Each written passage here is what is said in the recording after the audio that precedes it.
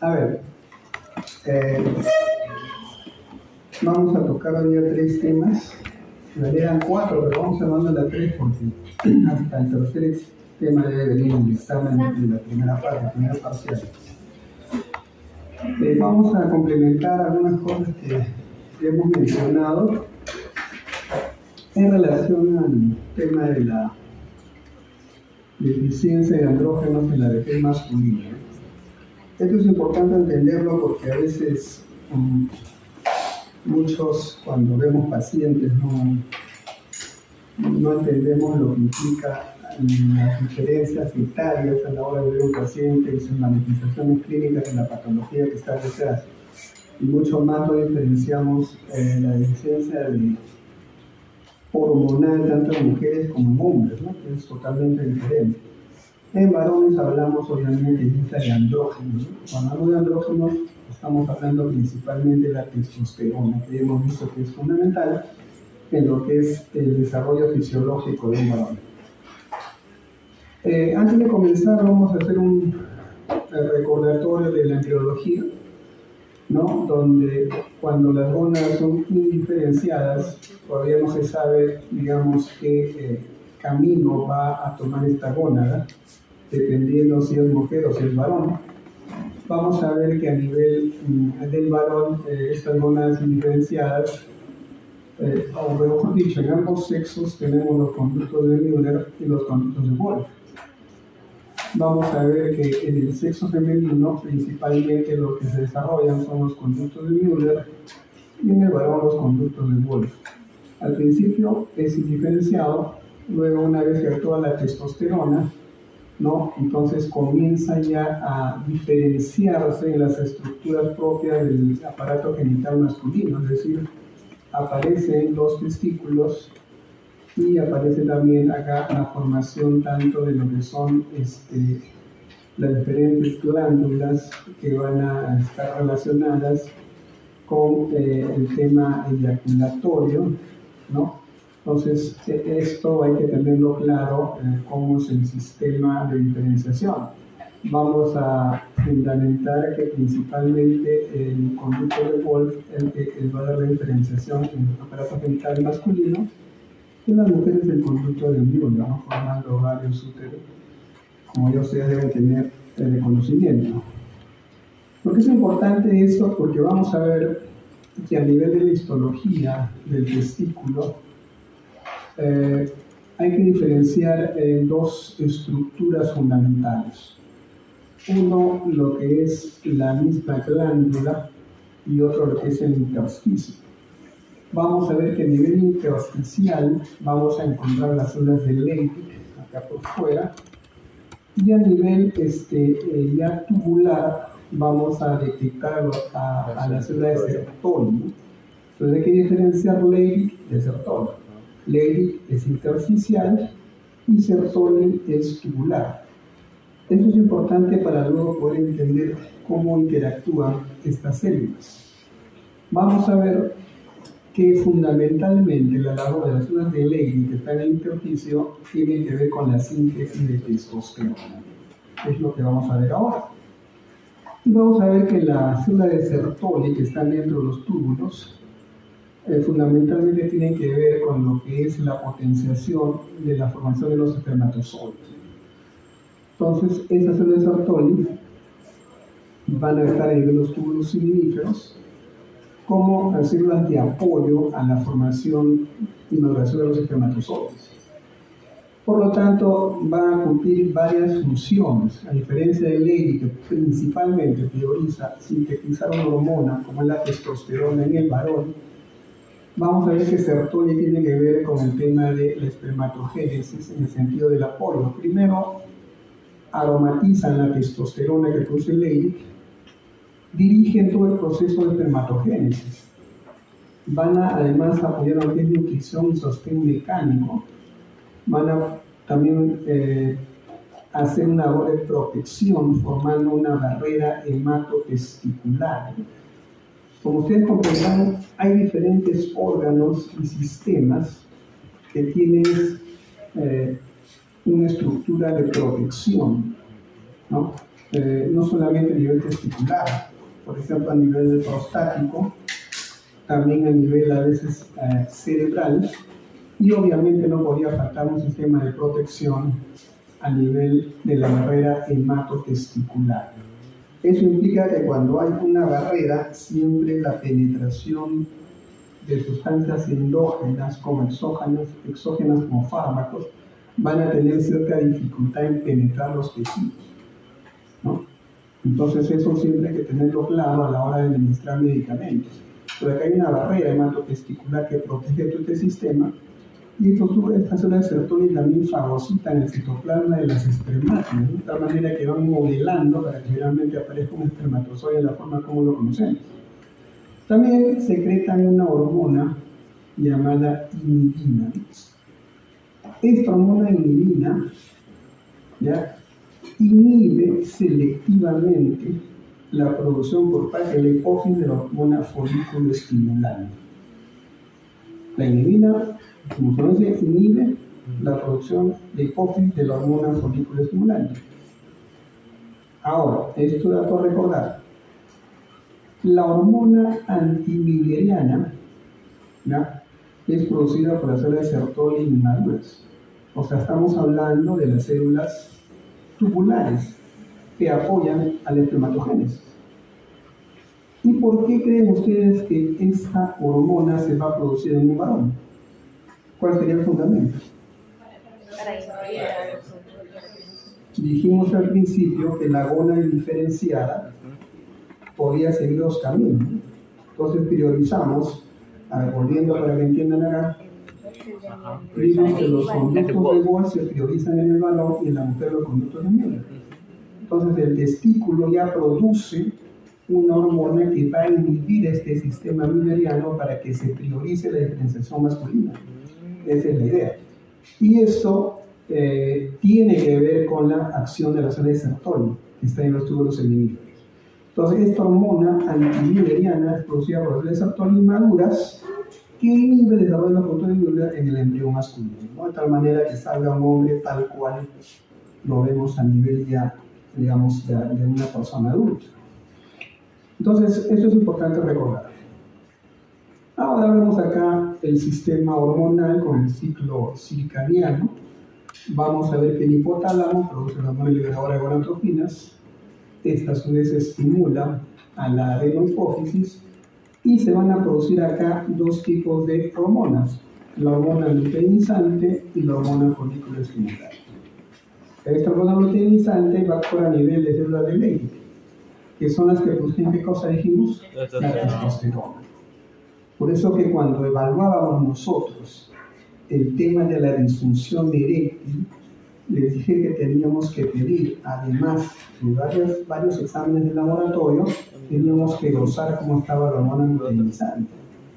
Obviamente, porque toda hormona luteinizante se encuentra baja, ¿qué podría pasar?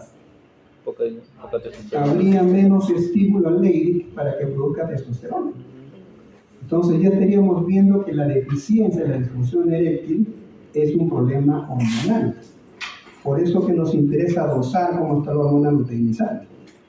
Entonces veíamos un factor aquí de riesgo para la disfunción eréctil por una mala síntesis o una producción muy baja de testosterona, que se relaciona con lo que es el síndrome de deficiencia de testosterona, que vimos la clase pasada que tenía que ver con el tema de disfunción eréctil. Entonces, siempre que nosotros veamos o evaluemos, tenemos que tener esta base fisiológica para poder interpretar la patología del paciente. A su vez, la adenohipófisis produce la hormona folículo estimulante que actúa a nivel principalmente de la Sertoli, que tiene que ver con la espermatogénesis, que es la producción propia del espermatozoide. Y todo esto acá en el túbulo seminífero, que está a nivel testicular, y esto ya es a nivel de la glándula hipófisis. Entonces, siempre recordar esto, ¿ya?, para poder nosotros evaluar siempre a un paciente, ¿no? Y siempre en eso hay que estar claro, ¿no? Los pacientes cuando vienen a la consulta en su ignorancia, muchos de ellos piensan que cuando te manifiestan un problema como la disfunción eréctil, tú le vas a recetar un medicamento, un inhibidor de fosfodiesterasa, que saben cuál es. Pero antes de eso tenemos que evaluar. Y algunas personas no entienden, ¿no? Siempre que el paciente le va al señor, dice, primero me va a decir que tiene problemas prostáticos, que lo vamos a ver después cuál es la gama de sintomatología prostática. Y al final, agregado a su problema, ellos dicen que ya no tienen deseo de tener relación. Así comienza. Entonces yo ya voy al fondo, ya con malicia, porque sé por dónde van, y le digo, ¿cómo es eso que no tienes deseo? O sea, ¿no quieres estar con tu mujer o no puedes? No puedo, entonces tienes un problema de erección. Entonces ahí ya el paciente viene por eso, pero no te lo va a decir desde el arranque porque tiene vergüenza. Te va a decir sus policias prostáticas de pasadita, pero no tengo erección, que es su causa de consulta. Entonces yo le tengo que explicar a este señor que tengo que evaluar todo esto. Pues. No le puedo de frente recetar pues, un inhibidor de fosfodiesterasa y se acabó el problema. No. Les digo nuevamente, la disfunción eréctil es un signo, un síntoma de un problema de fondo que hay que averiguar. Por eso que nosotros tenemos que pedir cómo está la cantidad de LH en su sangre de ese varón, para poder interpretar este tema. Y esto pues obviamente les van a preguntar, ¿no? Esto fue una pregunta del ENAM. Me decía, ¿cuál de las siguientes funciones no se relaciona con la acción del receptor? ¿Cuál no se relaciona? Le va a dar unas alternativas. A ver, lean y díganme cuál es la respuesta correcta.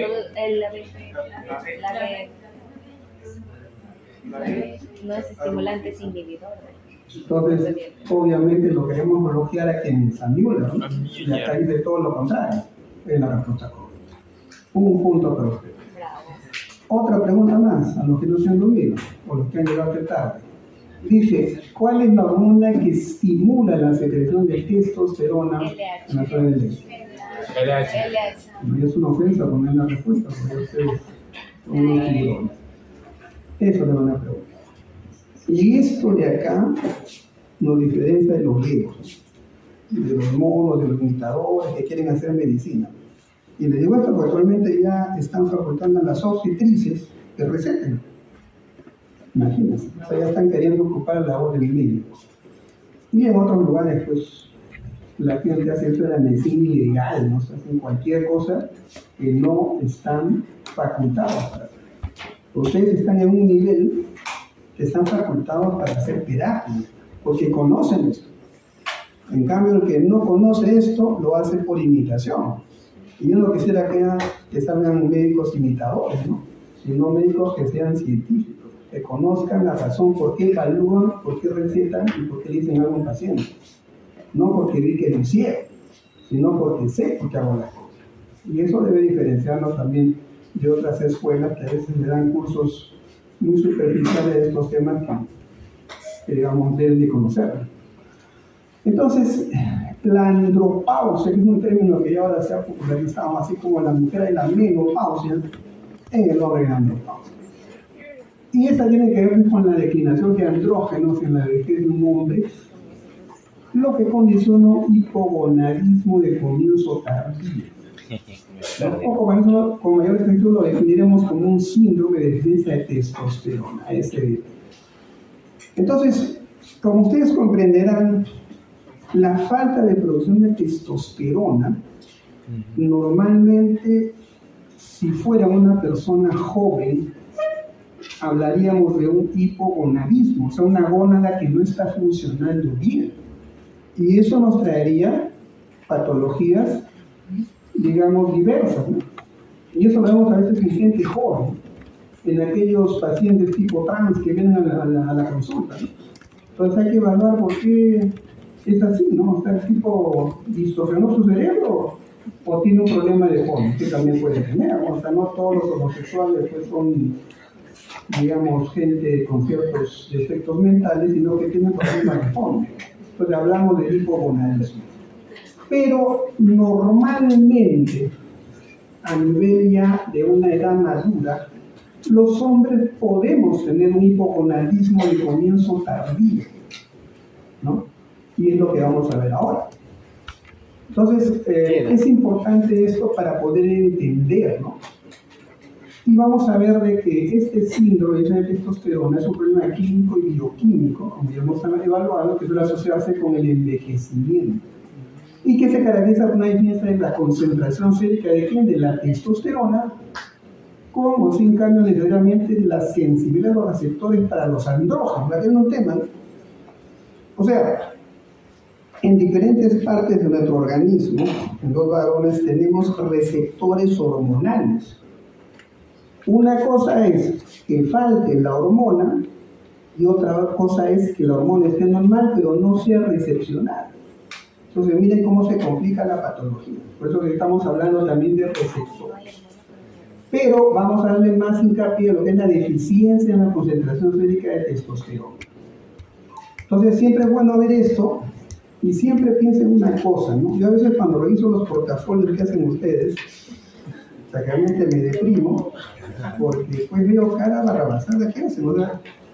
Me pone, por ejemplo, ¿no?, antecedentes familiares. Y algunos me preguntan, pues, la mamá de quién murió, el papá de quién murió. Y dice ahí, padre, dice, muerte natural. ¿Qué piensas tú cuando pone muerte natural a tu compañero del sexo? ¿Qué es muerte natural? ¿Qué entiendes por muerte natural? ¿Ah? Se murió por vejez. O sea, llegar a ser viejo y morir, ella es natural. ¿Eso es así? No. Antes se ponía como causa, cuando se hacía un certificado de defunción de un paciente que había fallecido, se pedía poner la causa de la muerte. Y el 90% ponían paro cardiorrespiratorio. ¿Y el paro cardiorrespiratorio era la causa de muerte? No. Había un problema de fondo que lo llevaba finalmente a eso. Por eso que ahora se pone 1, 2 y 3. Una causa a qué te lleva y al final te da un paro cardiorrespiratorio. Entonces es la causa de muerte. Y hablar de muerte natural, la muerte es antinatural, porque no, obviamente. Nadie va a morir pues porque ya no, naturalmente me toca morir, no. Ya algo habrá muerto, pues. El corazón, el cerebro, algo te va a fallar a morirte, pero una muerte natural, es una ofensa, no sé que me pongan eso, pero digo, ¿cómo es muerte natural? Entonces, por favor, no hagan burradas, acá les estoy enseñando que todo tiene una interpretación y no hay nada que sea natural. Ahora, yendo ya en escena, la cantidad de testosterona que producen estas células de Levy existentes están bajo el control de la hormona luteinizante, como ya vimos en el esquema inicial. Cuando estos niveles de testosterona están bajos, ¿no?, esta hormona liberadora de gonadotrofinas que produce el hipotálamo, esta va a estimular a la adenohiposis para que libere más hormona luteinizante, este es un ciclo circadiano, ¿no? Y esta última, finalmente, esta LH, actúa a nivel testicular para que sintetice más testosterona. Ese es el ciclo circadiano, ¿no? O sea, produzco menos hormona libre de gonadotrofinas, el hipotálamo produce menos LH y el testículo produce menos testosterona. Entonces, normalmente, ¿qué hacemos? Cuando todo este sistema comienza a bajar, tenemos que comenzar a producir más. Y es un ciclo, ¿no?, circadiano, que ustedes ya lo conocen mejor que yo. Finalmente, los altos niveles de testosterona que actúan en el hipotálamo y la pituitaria a través del feedback negativo para inhibir la liberación de GnRH. Eso es lo normal. La baja la testosterona porque baja la hormona liberadora, baja la LH, baja la testosterona, hay una respuesta acá, estimúlala para que haya más GnRH, más LH y más testosterona. Eso es un feedback negativo. Entonces, esa es la reacción fisiológica que se produce a nivel de la hormona testosterona que hay que conocer. Y no se olviden de Levy. ¿Dónde está Levy? ¿Dónde está Levy? Despierta. ¿Ah? ¿En el intersticio o en el túbulo? Intersticio. No te duermas, ¿no? La próxima ya no te voy a agarrar el brazo. Cuando un alumno, yo hablo y se duerme, me deprimo.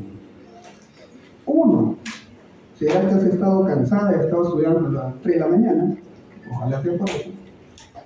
Y dos, porque imagínate, yo vengo preparando una clase la semana pasada, vengo animado y tú estás que te extrañas. Entonces, mejor si vas a dormir, anda, lávate la cara, ve a caminar a tu casa, porque acá por WhatsApp por la puta.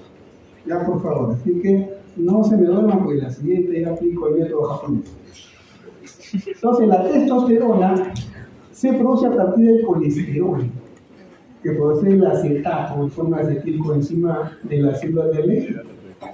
¿Bajo la influencia de quién? De la hormona luteinizante, ¿verdad? Entonces, finalmente, las enzimas mitocondriales van a romper la cadena lateral del colesterol en dichas células para transformarlo en pregnenolona.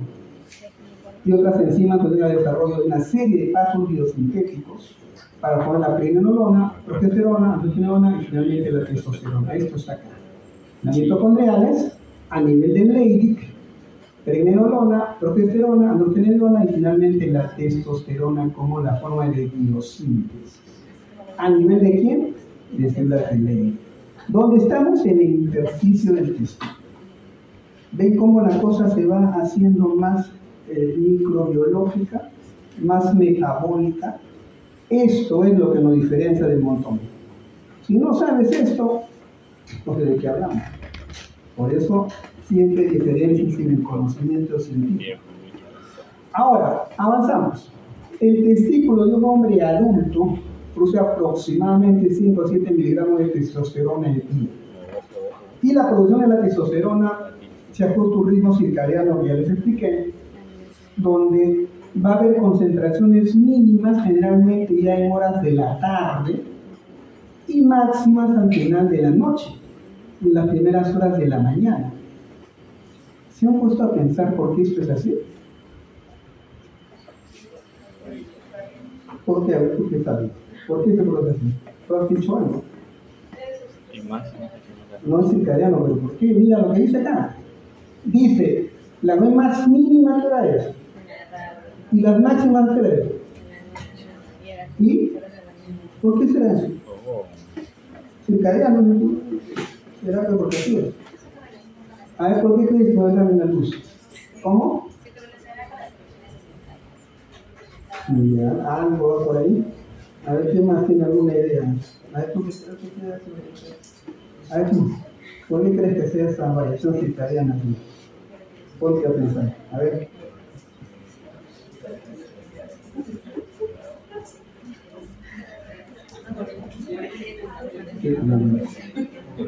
¿Ya?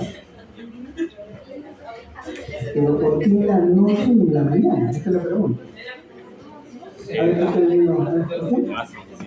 Ajá. Por el feedback, ¿no?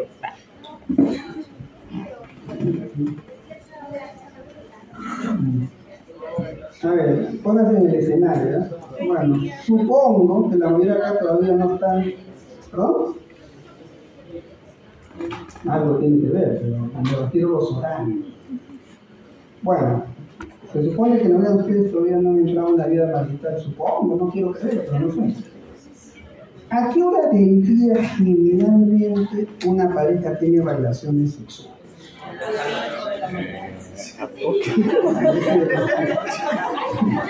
Y no he hablado de mi dinero, he hablado de la noche.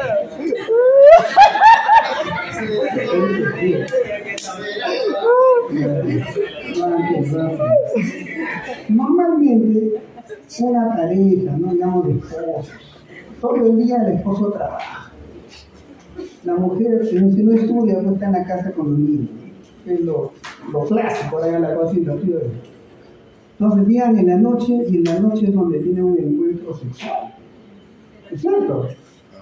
Y algunos, cuando despiertan, noche despiertan. Esa es una razón de esta función. Esto tiene una lógica, no es porque se le ocurrió. Por eso que en las horas de la tarde, casi no hay nada, aumente la noche en las primeras horas de la mañana.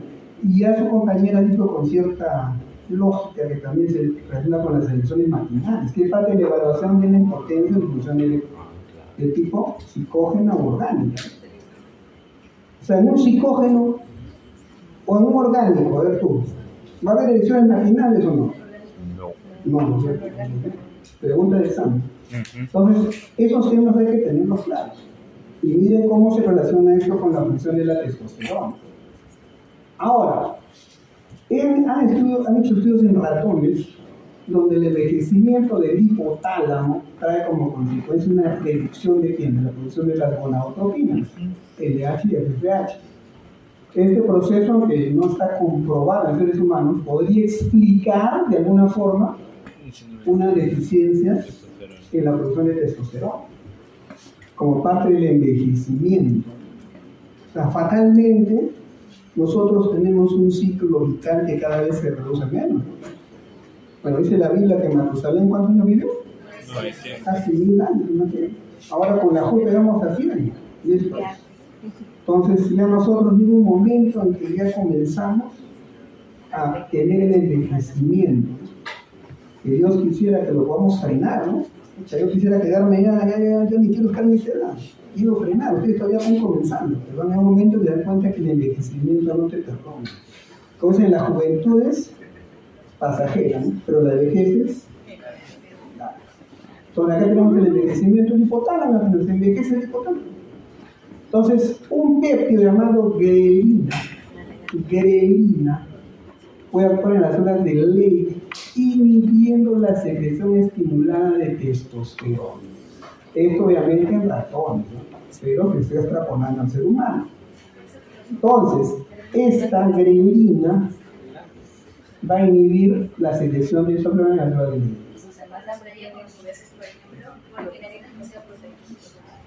Algo se pone. Pero no estamos hablando de personas gordas, estamos hablando en general. No estamos de obesidad. Pero esto se entiende que tendría todo que ver con la merma de la producción de testosterona. Estos son mecanismos centrales a nivel cerebral.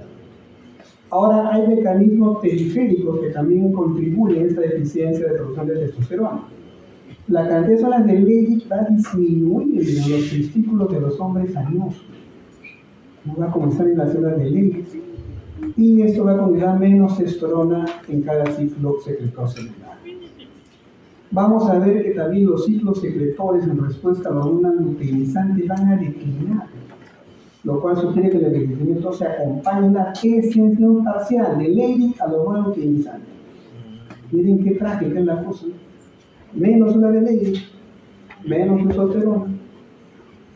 Estas células, estos ciclos secretores van a declinar y las células de Leydig se hacen insensibles a la LH. Imagínense todo lo que produce deficiencia de testosterona en la persona humana. Ahora, con respecto al transporte de la testosterona, vamos a ver que los niveles de globulina fijadoras de las hormonas sexuales, como el SHBG, que ven acá, y la albúmina aumentan con la edad, por lo cual la probabilidad de que testosterona circulante va a disminuir de manera evidente. O sea, estas globulinas que fijan, que agarran a la pobre testosterona para que no funcione, van a aumentar. Entonces, más deficiencia de testosterona. Se determinó que esta globulina, esta malvada globulina, fijadora de hormonas sexuales, aumenta de 1% cada año, imagínense. Es como la inflación. En detrimento de los niveles de testosterona libre, que está disponible para ser usada por tejidos, y la testosterona total baja a 0.5 sobre lo normal cada año inexorablemente. ¿Desde qué año? Más o menos desde los 45 años en adelante. Comienza el deterioro, ¿no? Entonces, imagínense solo con transporte. Ahora, estas los andrógenos, y vamos a ver en relación con el metabolismo y la glucosa. Por eso es fundamental para todo paciente varón que quieran evaluar este problema de cajón. Tienen que preguntarle primero, ¿qué enfermedad tiene? ¿Qué le preguntaría?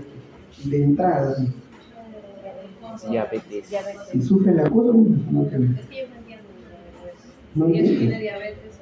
¿Qué le preguntas a mamá? Es la anamnesis. ¿Qué le digas al paciente? Yo soy tu paciente. Doctora, vengo porque el muchacho no responde. ¿Tú qué me dices? ¿Qué me preguntarías tú? ¿Es usted diabético, señor? Sí, doctora. ¿Qué le digas? ¿Toma su medicina? A veces no. Perdón. ¿Usted hace su dieta? No siempre. entonces está descompensado. Ya de entrada nomás este bandido tiene más de 140 glucosa. Y eso le está generando un problema de disfunción eréctil. Entonces, ¿de qué vale que yo le dé medicamentos que le den nivel de fosforato en kilos si el tipo no controla su glucosa? No va a servir de nada. Por eso evaluemos causas, no evaluemos signos, no curemos signos, tratemos causas de enfermedad.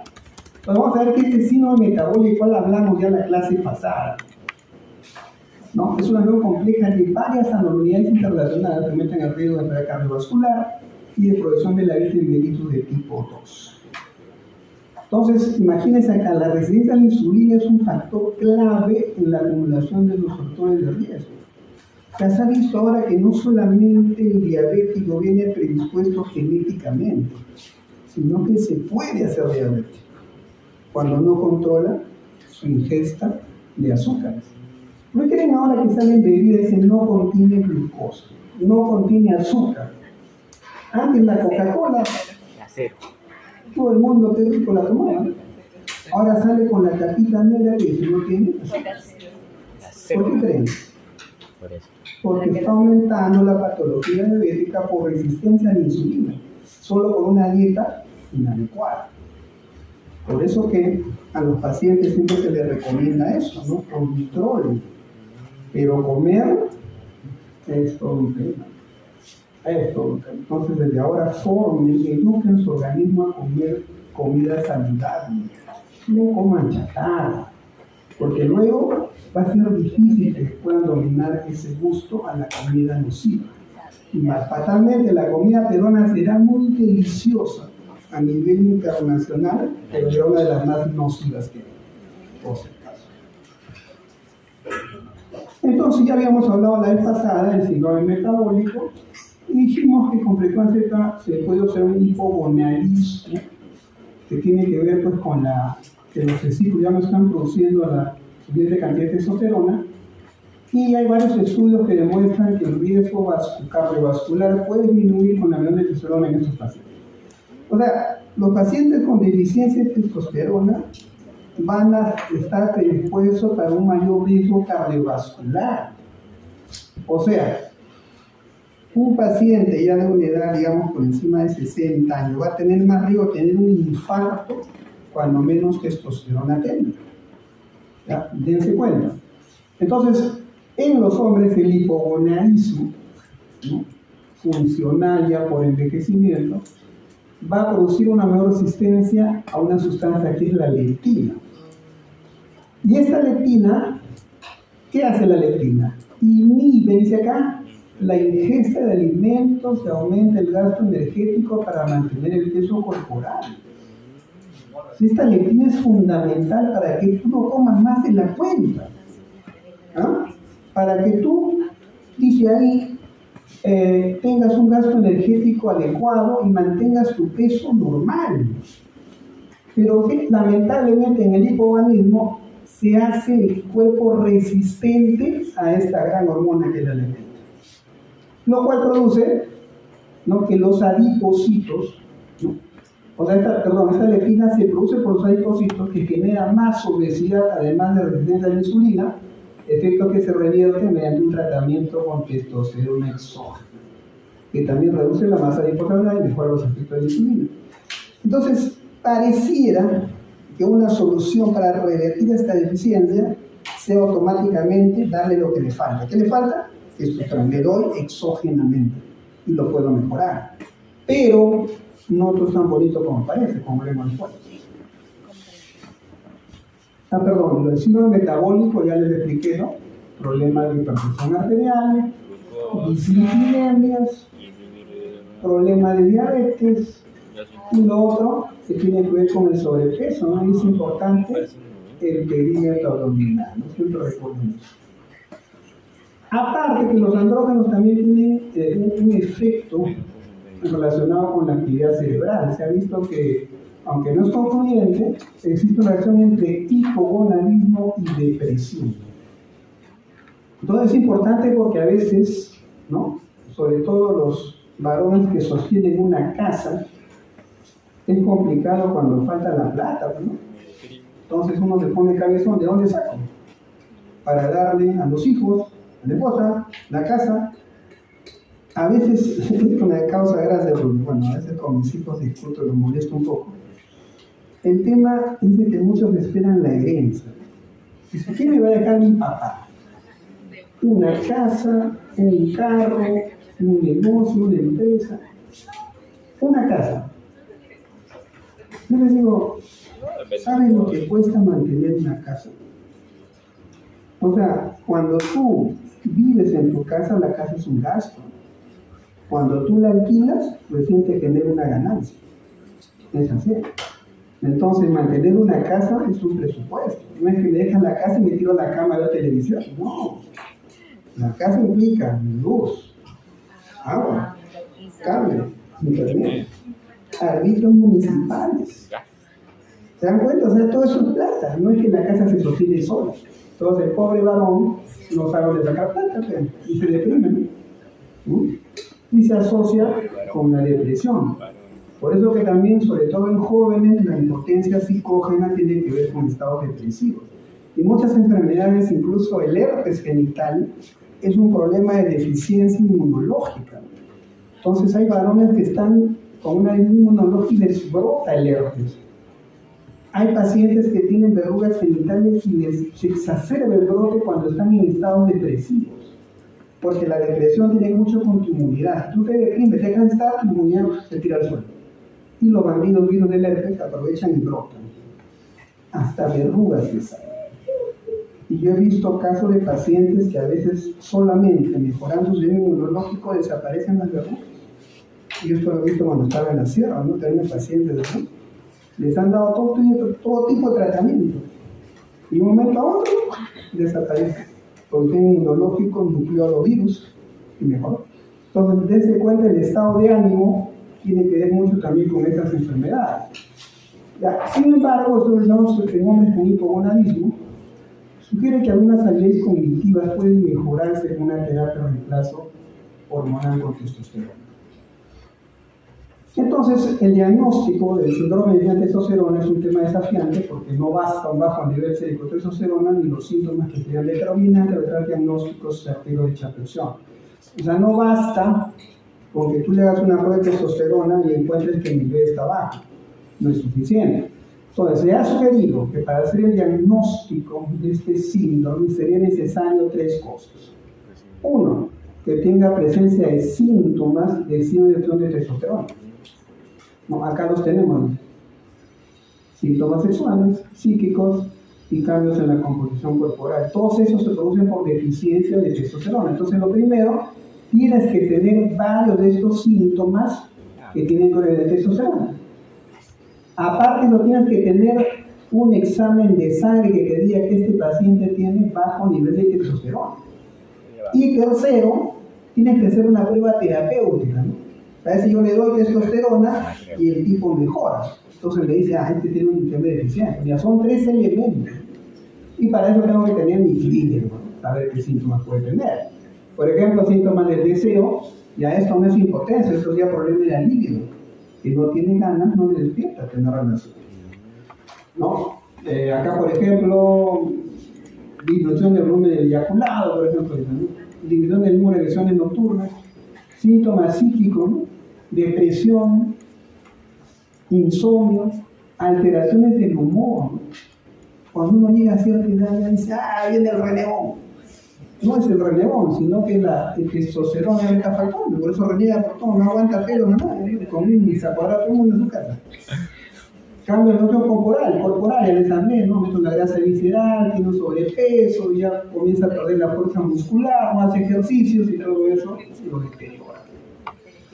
Entonces, en pacientes con riesgo de hipogonadismo, con sospecha de padecer esta afección, es obligatorio el dosaje de testosterona. Al menos sepamos la cifra, ¿no? Normalmente esta prueba se debe hacer en la mañana, porque es a las 7 o 11 de la mañana donde se encuentra el mayor pico de concentración. En los varones más jóvenes, los niveles bajos de testosterona presentan de gonadotropinas elevadas y prolactina alta, de manera crónica, con signo de alto hipogonadismo primario, en los varones jóvenes. Ya en varones mayores es secundario, ya no es primario, es diferente. Entonces, en hombres mayores, el diagnóstico, sin embargo, no queda definido con tanta claridad y puede necesario recabar mayor información. Entonces, recuerden, valores normales entre 300 a 1000 nanogramos por decilitro, o su equivalente en nanomoles por litro a 10^35. Entonces, los altos niveles de la prolactina suprimen la producción de ¿quién? De la hormona liberadora de la gonadotropina, lo que equivale a la baja de la hormona folículo estimulante y la hormona luteinizante. Y si baja la hormona luteinizante, baja el estímulo para que el Leydig produzca testosterona, ¿verdad? Entonces, es mandatorio para yo evaluar a un paciente con difusión eréctil pedirle un dosaje de prolactina. ¿Se dan cuenta? Y el paciente viene solo para que recetes tú una pastilla azul. Y yo no puedo dejar si no tengo este valor. Dense cuenta de cómo todo el eje hormonal se altera solamente cuando hay hiperprolactinemia, que tengo que descartar como causa de difusión eréctil. Entonces, los valores entre 250 y 260 nanogramos por decilitro se consideran valores fronterizos. Y en presencia de un cuadro claro de un síndrome de testosterona está justificado la administración de testosterona con una prueba terapéutica y diagnóstica, por lo menos durante 3 meses de duración. Yo, por ejemplo, le doy la testosterona inyectable una vez por mes y ahí veo la respuesta. Si hay una buena respuesta, estamos hablando que a este varón le falta pues, testosterona. Por lo tanto, le estamos ayudando con eso y va a mejorar. No solamente va a mejorar en su erección, sino en todo el correlato, como hemos visto acá, miren, ¿no? Dentro de sus temas de su conducta sexual, su pensamiento y su composición corporal, solo con el de testosterona. Entonces, el tratamiento del síndrome de testosterona, en la práctica clínica hay pocas razones específicas y válidas para no prescribir tratamiento de testosterona en hombres con esta deficiencia. O sea, a veces decimos, no hay que tener temor, pero hay que saber cuándo no dar. Y eso lo vamos a ver después. Pero no hay que tener temor, no hay que asustarse con esto. Sin embargo, el cuadro clínico de hipogonadismo de aparición tardía, que es este síndrome de testosterona, que muchas veces inespecífico, no manipulados, pueden tratarse de manera eficaz tan solo con ¿qué? Con métodos que no incluyan necesariamente la disminución de la testosterona, lo que son cambios de estilo de vida. ¿Saben que de meterle testosterona? Primero dice, señor, si usted está gordito, coma sano, no coma cochinada. Segundo, si usted está sentado en su casa viendo televisión todo el día o internet, vaya y camine, corre, no vaya a un gimnasio, haga fuerza, saque músculo, eso lo va a ayudar, ¿no? Y tercero, cure después de su diabetes, controla su hipertensión. O sea, solamente con eso el paciente puede mejorar, sin que le metas testosterona. Ese es el mensaje. Entonces, esto que va a decir la vida, la acción del tabaquismo, algunos son pues fumones, borrachos, todo eso hay que ir disminuyendo, ¿no? Dieta, ejercicios, la grasa visceral y mejorar la fuerza muscular y la acción de bienestar. Entonces, ustedes tienen ahí un varón que no va a tener problemas, ¿no? Y cuando haces el reemplazo, ya esto es altamente efectivo para aliviar síntomas de la andropausia. Y la mejoría se ve desde la primera semana de la testosterona. Y estos pacientes más animados, más vigorosos, y mejoran mucho su rendimiento sexual. Ahora, ¿cuáles son los beneficios del tratamiento reemplazo?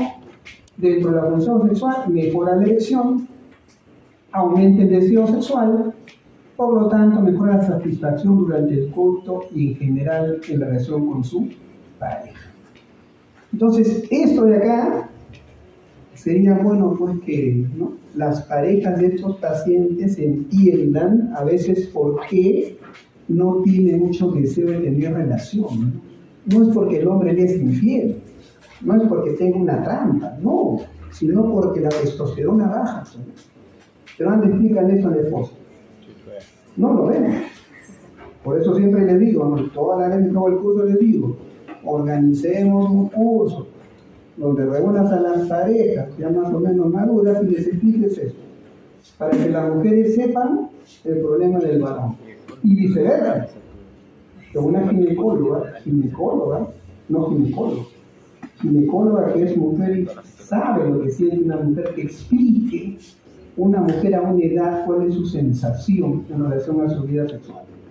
Ayudaría mucho. Y que un urólogo les diga a las mujeres, un urólogo que es hombre, una cosa que una uróloga, es la cosa de distorsión. Con lo cual no digo que no hay urólogas, no debe haber. Pero ¿quién entiende mejor a los hombres? Un hombre. ¿Quién entiende mejor a una mujer? Una mujer. A veces el ginecólogo, ¿no? Hay muchas mujeres que no, yo creo en un ginecólogo, pero una mujer. Y la mandan con los obstetricia. ¿Se imaginan? Más confían en los obstetricia en el médico, pero eso es porque hay una predilección. Y finalmente hay otros productos, ¿no? Hay productos que esto van a ser terapeutas especializados, solo para que sepan. Y lo fatal de esto es que yo he tenido pacientes jóvenes de ustedes que vienen con disfunción eréctil. Y digo, ¿pero qué pasa, no?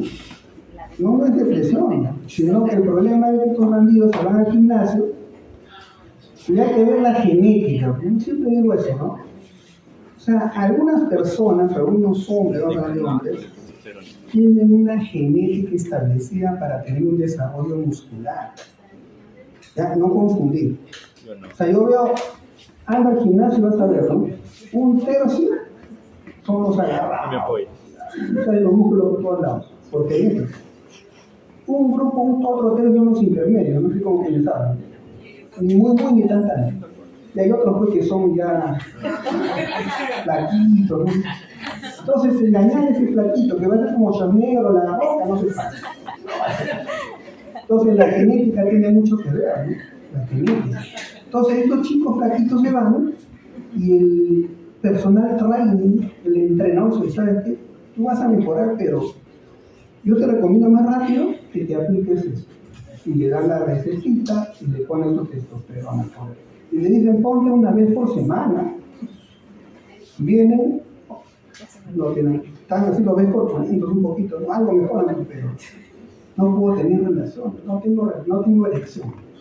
Entonces cargo y es esa razón. Entonces no hay que hacer el mal uso de las hormonas, por eso que hay un control a nivel olímpico de los anabólicos, ¿no? Ya no te hacen un dosaje a ver si tú tienes algo de eso. Entonces tiene que ver mucho con eso.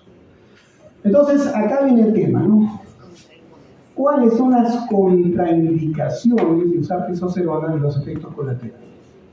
Primero, la cabeza potencia el cáncer de próstata. Y los problemas prostáticos arrancan después de los 45, 50. Y es la edad cuando comienza la deficiencia de testosterona. Entonces, antes de testosterona, evalúa bien al paciente. Porque si no, le vas a potenciar el cáncer de este paciente. Y el cáncer de próstata es la primera causa de cáncer en este país, por si acaso. Por encima del cáncer de cuello uterino. En general, el cáncer de próstata es el número 1. Para que se den cuenta, por eso tenemos campaña de despistaje de cáncer de próstata, ¿no? Y mayormente, pues a veces le hacen una prueba rápida de dosaje de PSA. Y cuando sale algo positivo me lo mandan, entonces yo tengo que hacer una evaluación un poco todavía más seria, no pedirle un PSA ya pues, no una escuela cualitativa, no cuantitativa para ver la cifra, y en algunos puede ser el tacto rectal, la cual le tienen miedo. Todo varón tiene miedo, cuando va al urólogo viene así medio ya protegido porque piensa que le van a meter el dedo. Entonces tienen que ver eso, que es un poco de preocupación. Ahora, ¿qué va a pasar? A veces te puede reducir el volumen testicular, efecto colateral. Por eso dicen que esos que son corpulentos, ¿no? A dar una apariencia de ser varoniles, pero esta atrofia testicular les genera problemas de erección, sobre todo los que usan anabólicos hormonales, que son muchos de los que son así, bien musculosos. Ahora, induce a la aparición de cáncer de mama también en los varones. Por eso siempre que hay que descartar que un varón tenga ginecomastia, no siempre recuerden esa edad, hay que evaluar. Después tenemos, pueden incrementarnos de apnea obstructiva severa del sueño, ¿no?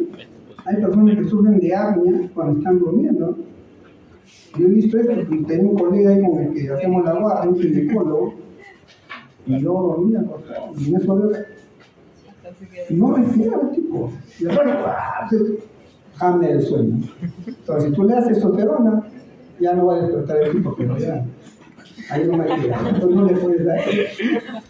Luego, induce la infertilidad masculina. No, claro, este dado mayormente tener hijos, pero bueno, De todas maneras, algunos tienen hijos a edades avanzadas, porque pues oligospermia, por ejemplo, reduce la hormona folículo estimulante que tiene que ver con la formación del espermatogénesis, aumenta la hemoglobina y el hematocrito a más del 40%. Y acá viene otro problema, ¿no? Incrementa los síntomas del tracto urinary severos cuando tienen hiperplasia prostática benigna, que casi es el más del 50% de los pacientes así. Entonces, lo que parecía algo inofensivo y bueno, se complica con el cáncer y se complica con la hiperplasia prostática benigna, que lo veremos en una siguiente clase. Listo, ahí está. Imagínense, tengo una foto mía. Aquí vean cómo está. Bueno, chicos, vamos a la segunda de una vez. A ver cómo me va otro tipo de. Doctor, una pregunta. ¿Cómo así la testosterona exógena, asumo que en alta cantidad, podría causar todo lo contrario a lo que podría causar en una cantidad adecuada? Tienes que hablar el éxito. Le evalúa el éxito a la cuantificación. ¿Te das cuenta? O sea, a nivel fisiológico, la elevación tiene unos parámetros. Cuando le haces exógenamente, vas a nivel